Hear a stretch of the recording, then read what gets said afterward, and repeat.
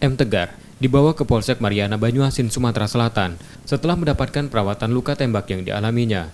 Ia merupakan tersangka pencurian plat besi dermaga dan masuk dalam daftar pencarian orang Polsek Mariana. Tersangka dilumpuhkan dengan tembakan karena mencoba melarikan diri saat proses penangkapan. Pada polisi, tersangka mengaku terlibat dalam pencurian itu bersama dua temannya yang sudah tertangkap lebih dulu. Dalam kejahatan itu, tersangka berperan mengawasi keadaan di lokasi pencurian.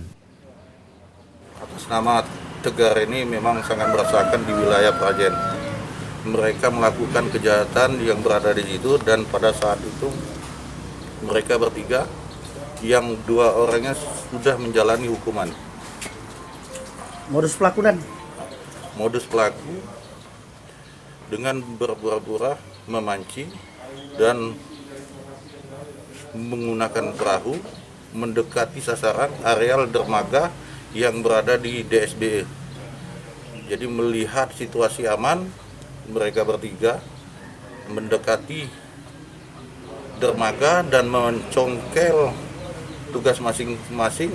Yang satu menunggu di perahu, dua orang langsung mengambil pelat yang ada di situ dengan cara mencongkel. Kini tersangka ditahan di tahanan Polsek Mariana, menyusul dua temannya yang lain untuk proses hukumnya. Yudi Kiswanto, Kompas TV, Palembang.